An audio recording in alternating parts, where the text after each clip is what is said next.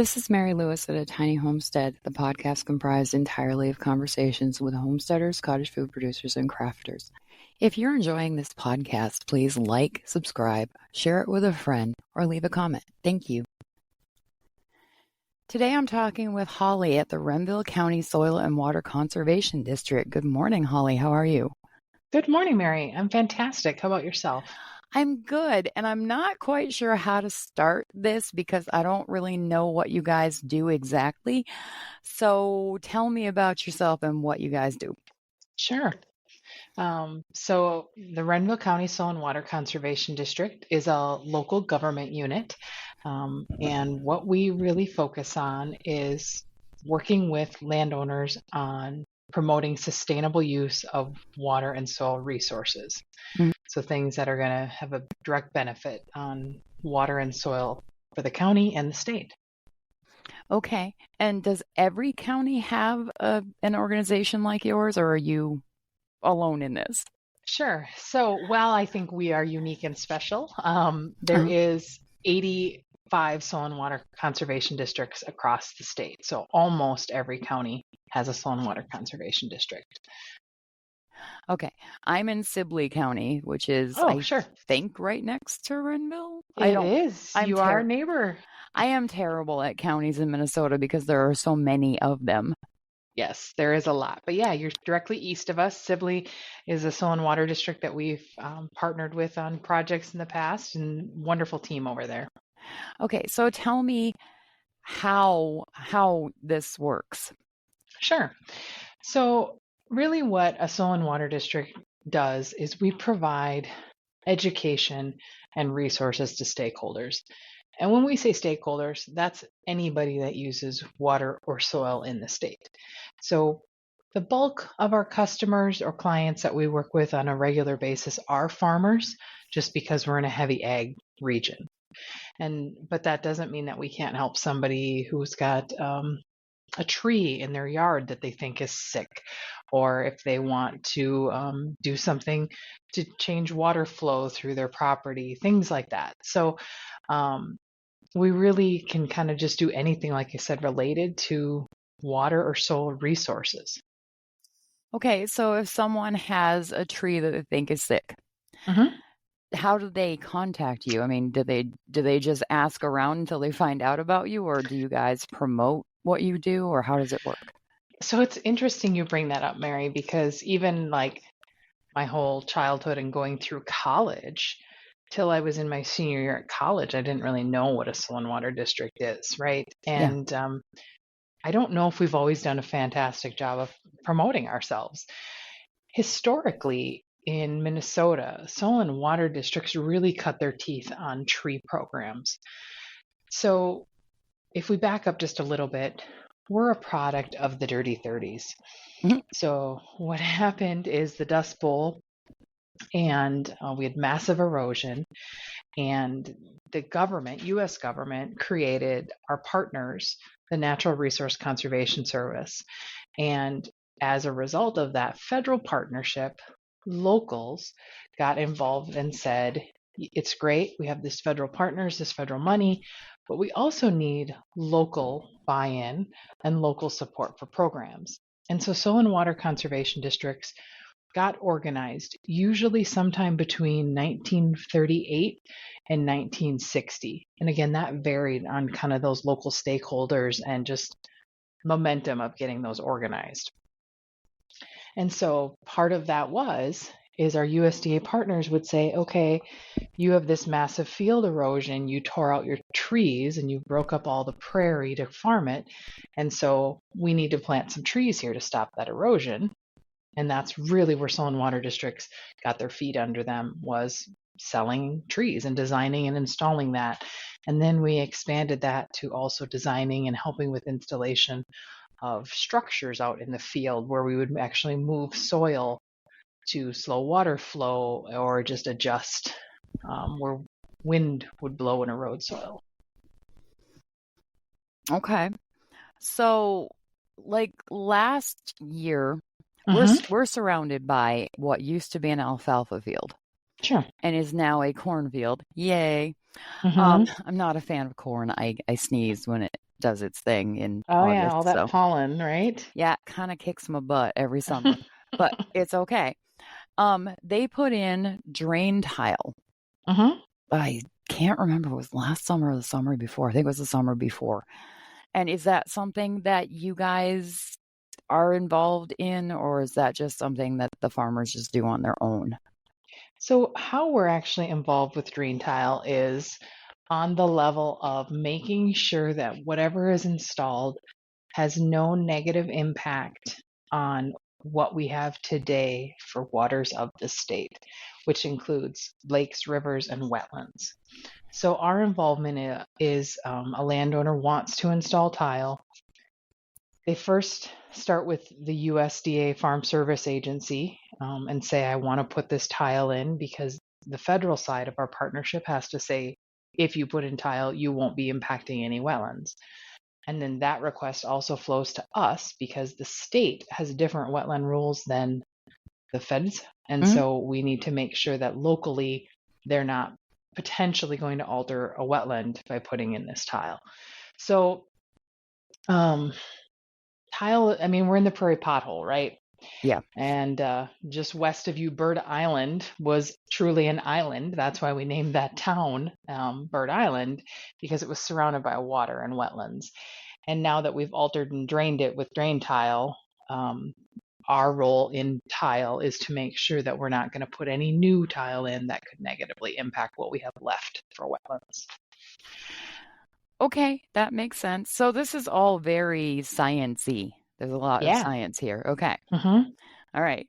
Um, all right. So I wasn't sure whether this was going to fit with my podcast, but I think that it does because I had no idea that you guys existed, number one. Mm-hmm.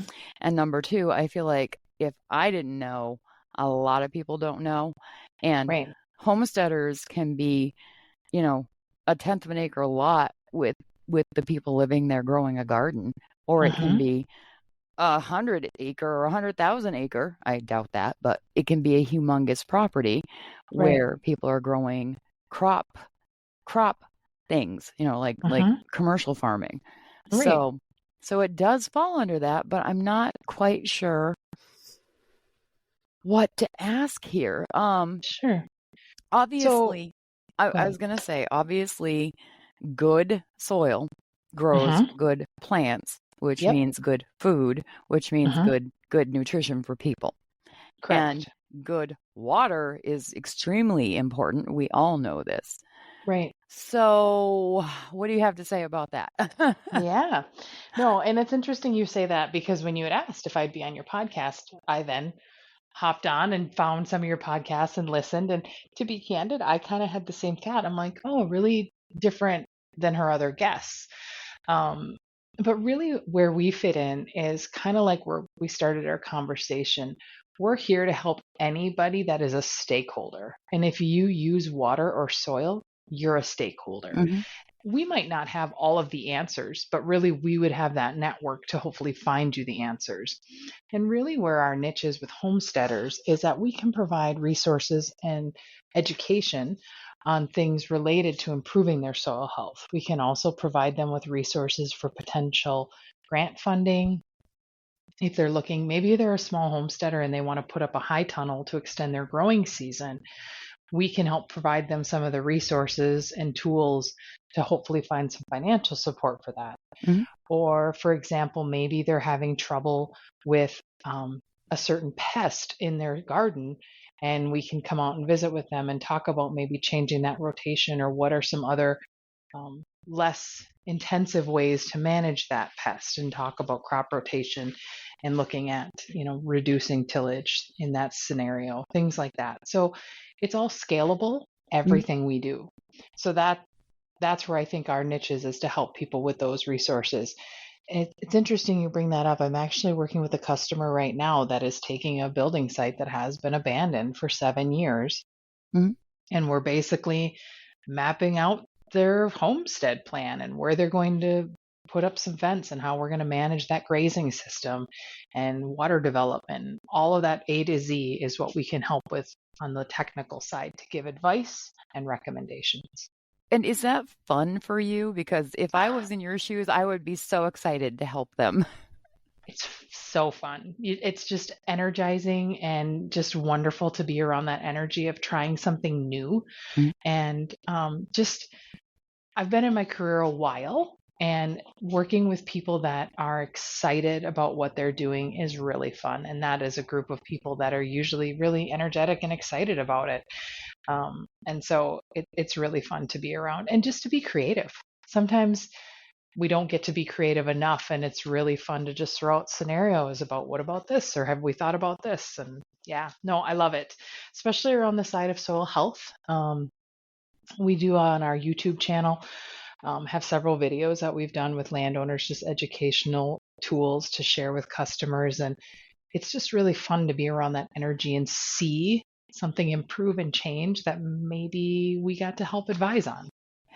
Yeah, in you saying that, it makes me think about the fact that when we're doing this, whatever it is, cooking from scratch or growing plants or raising animals or anything like that, it's like when we were 5 and learning about the world on literally a small scale because we were all small at 5 years old. Mm-hmm.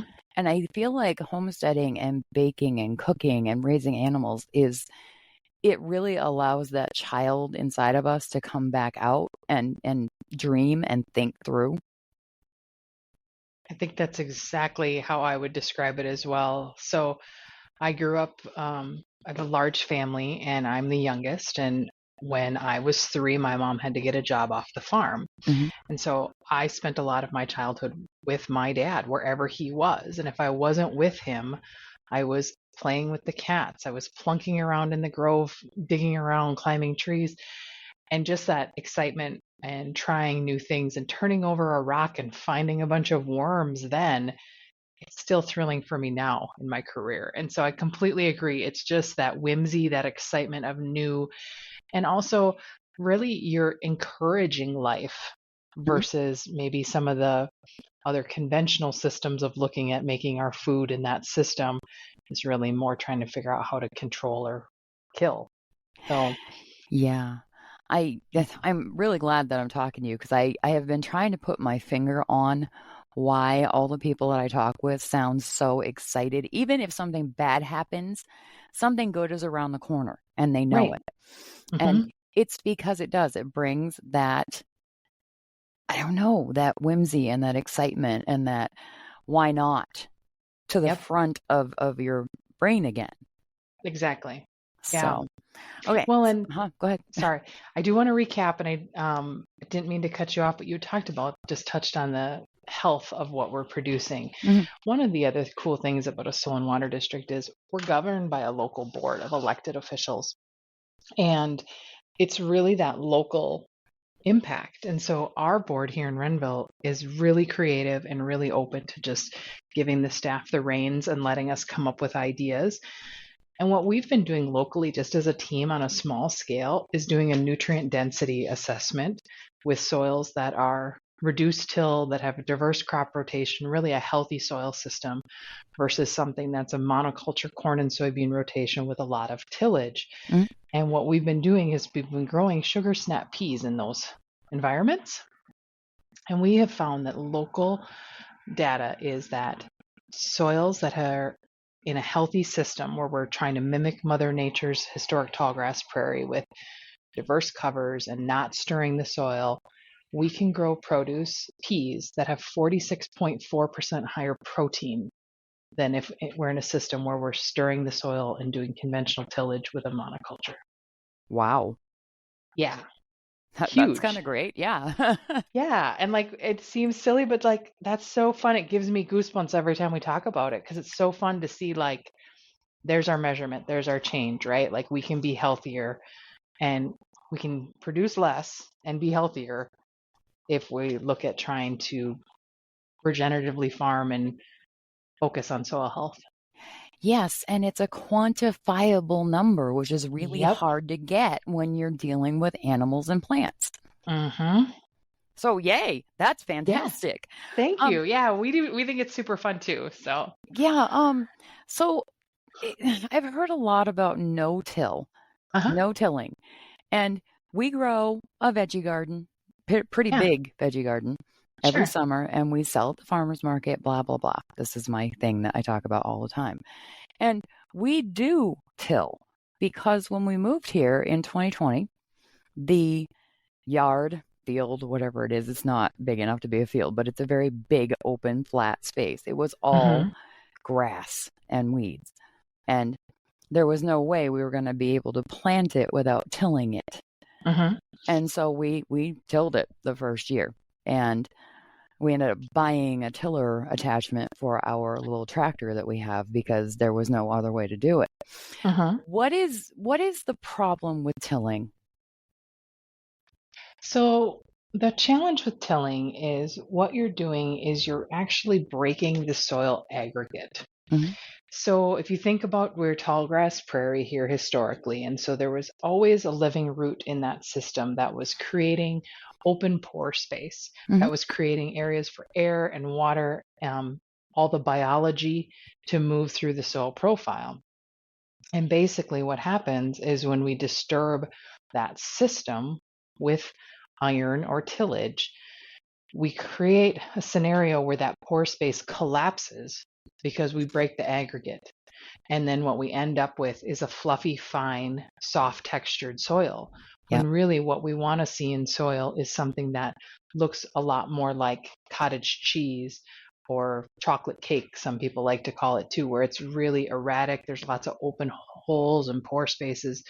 And that's a system that is going to be more reactive to allowing things to cycle in more of a natural way. Uh-huh. It's also going to prevent wind erosion because if you break the soil, like when you till your garden, I'm sure running the tiller across it, it's really fluffy and light, right?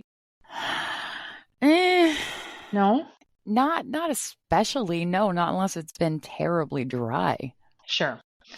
And it's like a conventional field. Mm-hmm. We often see, though, what it does in that scenario is it creates a system that breaks that aggregate, that soil aggregate, collapses in on itself. And then what happens is the silt, sand, and clay particles that are in that soil Yeah. separate. Where in an aggregate, they're all intermingled and hanging out together and supporting each other in their natural system. But now, when they're separate and independent, they can erode and blow and they separate. Okay. So then that leads me to my next question because I know you know the answer. How do we how do we not till in a small vegetable garden? Hmm. How do we So, not do that? yeah, so there's not a right or wrong. There's just lots of options and opportunities. Hmm. Some of the easier ways to do that is to look at planting more of a three sisters approach. Are you familiar with the three sisters? Yes. So something like that, and that's exactly what that scenario with the three sisters is doing, where we've got a grass from the corn. So you think about that root structure. Then we've got a legume that's fixing nitrogen and feeding that corn in that system. Hmm. And then we've got a broadleaf, some sort of squash or vine. So we've got a corn, a pea, and a squash, for example. So we've got different leaf shapes that are photosynthesizing. We have different root structures as well. And those root structures are doing the tillage for you. Okay. And so that's maybe like just the first to start thinking about what that could look like. Okay. But Go ahead. when, no, please. So what if we're not doing corn? Because we don't grow Yeah, corn. it could be any other thing too. Like in my garden, I tend to kind of just put like all the peas and the tomatoes and everything kind of all together, and everybody just kind of finds its balance. I also can appreciate though, if you're on a commercial setting, it's a little bit different, right? You need to be able to go down the whole pea row, pick all the peas so you can take them to the farmer's market. Yeah. So what we would look at in that scenario is we try and encourage people to plant something in between the rows that's going to be a low moisture competition, or even as simple as like mulching it with straw. Or we've even got a customer that's using chop up alfalfa bales to mulch in between the rows. Yeah. And then basically what they do is they move over their row the next cropping year. Okay. And so they just kind of move, and it might only be 4 inches, 6 inches, but they're then not disturbing that soil in that scenario. What Oh, we're finding is then everything is cycling, right? And it's breaking everything down to continue to remove that residue in between the rows. okay, that makes sense.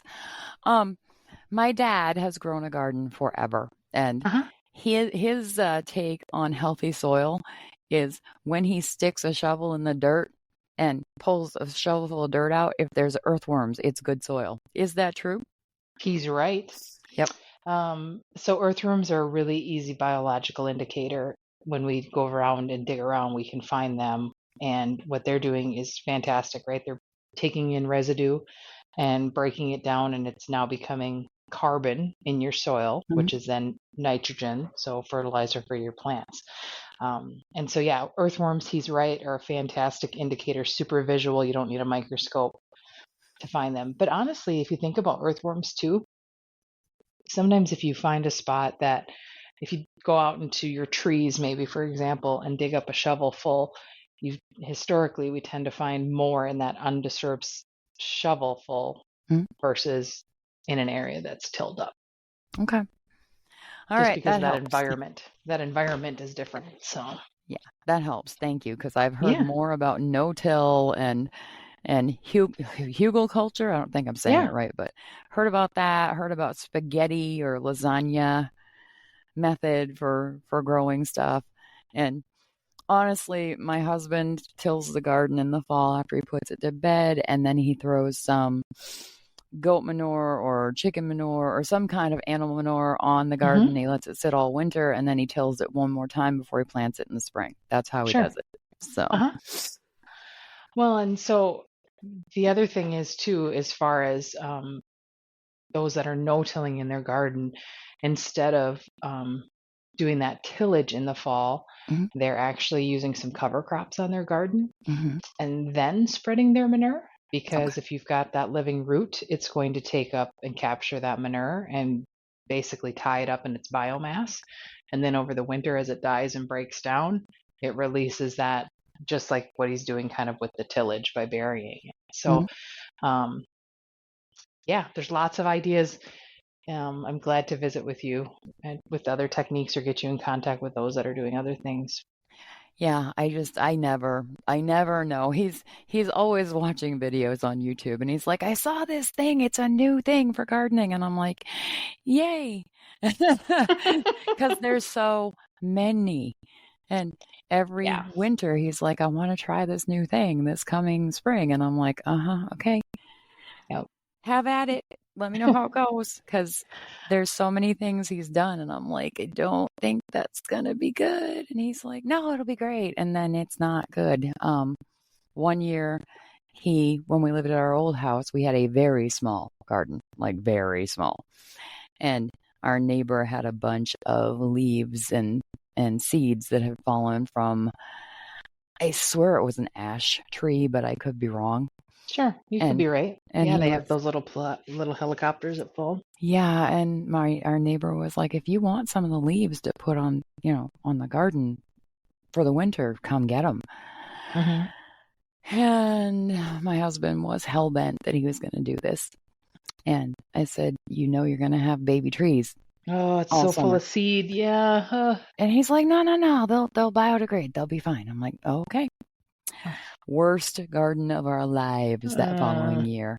So now when he says, "I want to try this thing," I immediately, when he goes to work, I sit down with my computer and go on Google and look it up and see what's involved and what it does. yeah. Because I don't want to lose a garden again. Right. Yeah. It was terrible. Right. Well, and that brings up a really valuable point that you're talking about. Every time you're stirring that soil, you're actually bringing up hundreds and thousands of years of residual seed bank Hmm. that's in that soil profile. We know sweet clover seed can lay dormant in the soil for up to 200 years and still be viable seed. Wow. And so tons of other weeds in that same environment. So that's part of the challenge with every time you till your garden, you're actually creating more work for yourself all summer because now you've brought this seed to the surface, this weed seed. Where it can So get that sunlight and water and grow. exactly, Hmm. yep. And so that's exactly what happened with the leaves when you brought in all those ash seeds. Yeah, luckily we don't live there anymore, so it's somebody else's problem now. But Yeah. it would have been nice had we not lost, well, we didn't lose everything. It just made it really difficult that summer.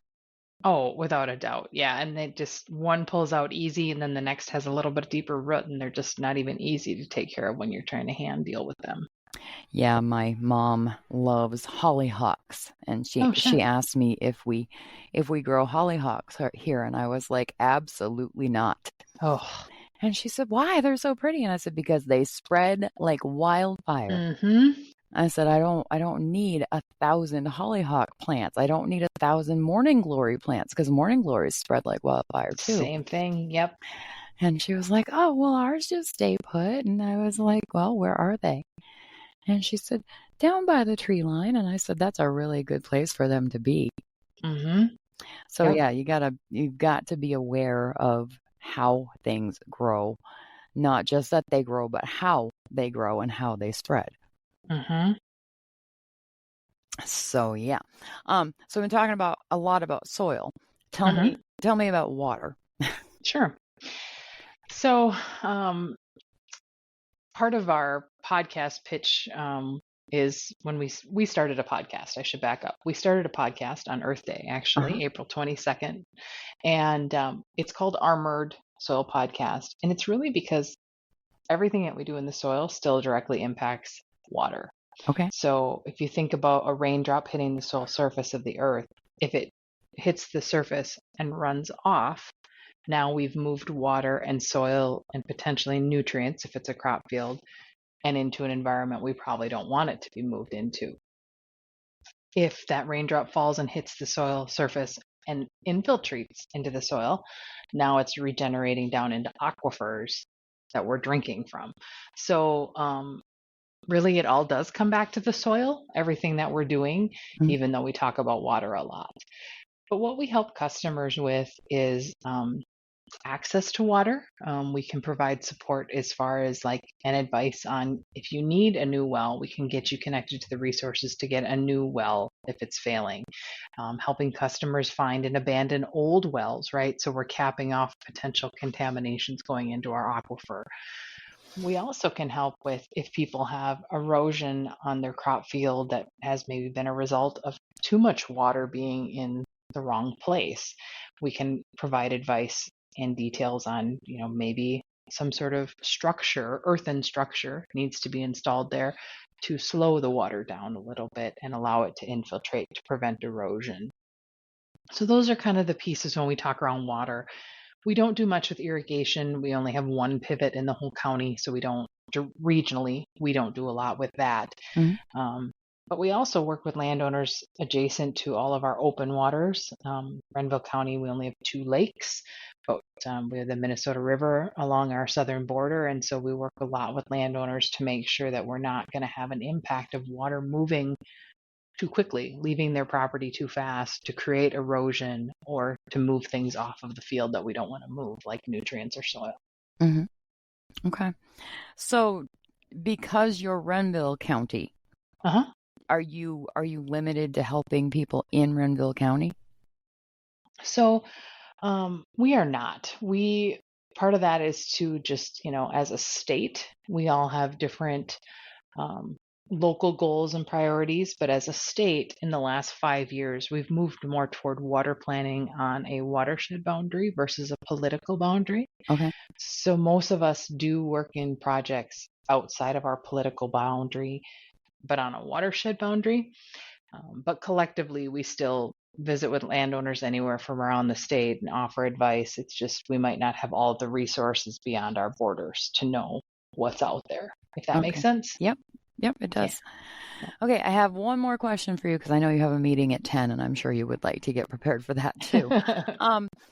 This past winter, everyone who lives in Minnesota knows that this was a very, very strange winter. Mm-hmm. What do you think about that? Because I am starting to get really concerned about the weather patterns because we've been here since 2020, where we live now, and the weather has been so erratic. and it's either been lovely and calm or it's been intense and not calm. And Mm-hmm. I was told when I was 15 by my biology teacher that, well, our whole class was told. He said, I'm going to step away from normal curriculum today and we're going to talk about climate change. And I'm 54. 15, no one was talking about climate change in a very direct way. Mm-hmm. And he said, by the time you guys are in your 50s, you will see the actual effects of climate change. And I was 15. My classmates were 14, 15, 16. We didn't really know what he was saying. Mm-hmm. And now that I'm 54, I know exactly what he was telling us. So, what do you think about this past winter and how bizarre it's been? So it certainly has been bizarre, and this is a personal opinion that Uh-huh. I'll offer. Um, we have seen and we know that we can have a direct microclimate change on areas, and we've seen it. Where, say, for example, there's a customer that I met several years ago that has a ranch in the Chihuahuan Desert, Mm-hmm. and by increasing his stocking rate and starting to mob graze by putting more pounds of beef per acre on his ranch, he was able to increase the amount of vegetation on his soil Mm-hmm. and increase his amount of rainfall because now he created an environment, a microclimate, where he had plants that were then impacting his direct climate because they were photosynthesizing, they were respirating and evaporating moisture, and created a scenario where he was actually getting 7 inches more rain than neighbors 5 miles away in his microclimate. So I do think we are making some sort of changes. We've obviously changed the landscape, right? Mm-hmm. In an effort to grow crops, we've changed that landscape, and so I think we need to really think about trying to balance that back out, right? Maybe it's as small as every farm having a few acres of pollinator, right? That's constant green vegetation to balance that out, or maybe widening field borders to have green vegetation growing. But I certainly think that we have made some sort of change in the atmosphere with how we're operating on the planet today that is impacting us, whether you call it global warming, climate change, whatever. We're doing something, and I think we need to take a look to see what do we need to do to change that, right, or try and correct.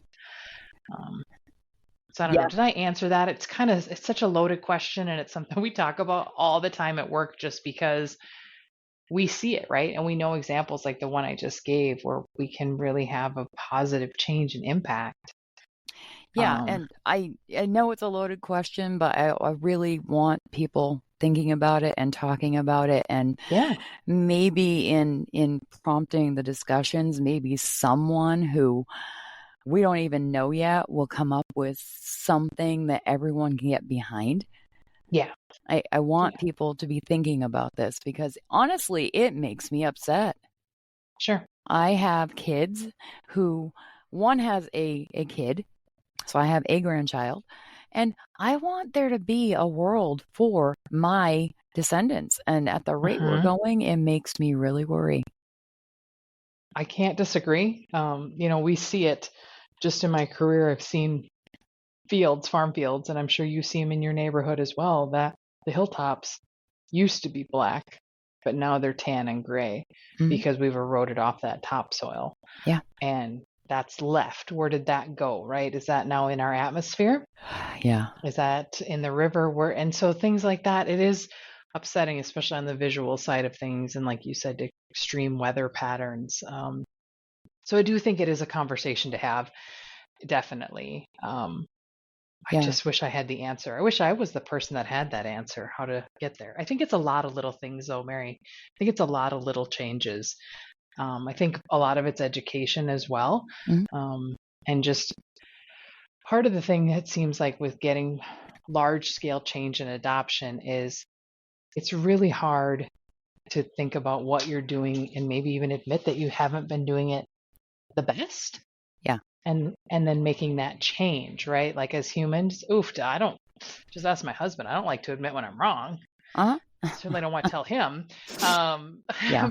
But that's the piece of it too, right? And then changing that pattern. And that's really what we're trying to do here at Soin Water. And I think across the state, Soin Waters and our partners at USDA are trying to do the same thing, is really look at large scale adoption of soil health practices where we're not stirring the soil and trying to keep it armored as much as we can to kind of hopefully restabilize that entire environment and the globe.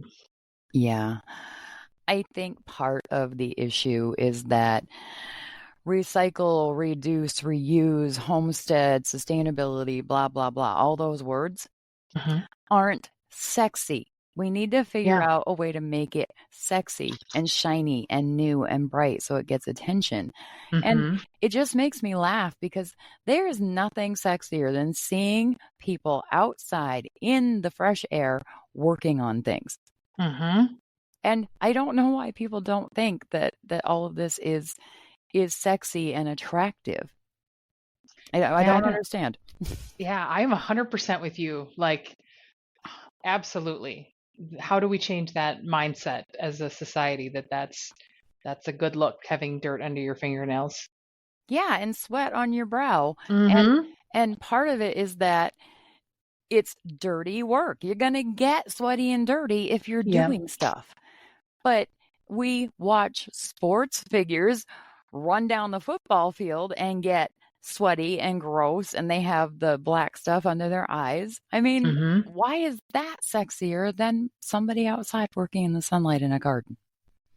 What we really need is a marketer, right? That's what we need. Yeah. Is a marketer. Yeah. To get. And I understand how marketing works because I worked in marketing for a while. Sure. But I also know that it takes an idea and a story and then money to make the thing that people see. So if anybody out there is interested in helping me and Holly put out a really great video about gardening, let me know. Yeah, definitely. That would be awesome. I doubt that there is. Yeah, that would be awesome because that's what we want to do. Yeah. I think it'd be great. Find some really handsome man and some really lovely lady and have them out in the garden planting things and then spraying the water off their faces with a hose. That'd be great. There we go. Why You've not? even got the intro right there. Sure. Why not? Okay. Well, I was mostly trying to lighten this up because that whole global warming subject gets real serious real quick. It does. And like you said, I'm not afraid of that either, but it's just, it's a loaded question. Yeah, and I'm going to keep asking it because you have to. There have to be conversations going on about this. Yeah. No, and that's what I say. That's what I think, and it's my podcast, so I can say it. All right, Holly, I really appreciate you taking the time to talk with me. I didn't know how this was going to go, but I think it was really important to talk to you. Good. Well, I appreciate that. I'm really glad you reached out. I wasn't sure exactly what you were looking for either, so hopefully we got some good content for your listeners. I'm not sure I knew what I was looking for, but I was like, soil and water conservation. This is important. How did you find us, Mary? Can I ask? I think just like I find everything else, I was scrolling through Facebook and it got fed to me in my feed. I think. Oh, cool. Okay, no, I was just curious. I don't remember. I am constantly looking at my phone. I should not be, but to find people to talk to, I kind of need Facebook to feed me more of what I'm looking for. And God love Facebook. I mean, it's probably not great in some ways, but when I'm trying to find homesteaders and cottage food producers and crafters to talk with, it's fantastic. Oh yeah. No, it's a great way for them to be out there and marketing. Yeah. But that's how I found you, I think. And I was like, what is this? And then I thought, hey, I should talk to them and see if it's a fit. Cool. Well, I'm glad you reached out. I'm glad I did too. And thank you for your patience with my questions. And thank you for walking a fine line on the answer to the loaded question, because I know you need to be careful and it's important. So. Yes, because I want to keep my job. Please, yes, keep your job. I think you're doing a fabulous thing. All right. You have a fantastic day. Sounds great. Thanks. You too, Mary. All right. Bye. Bye.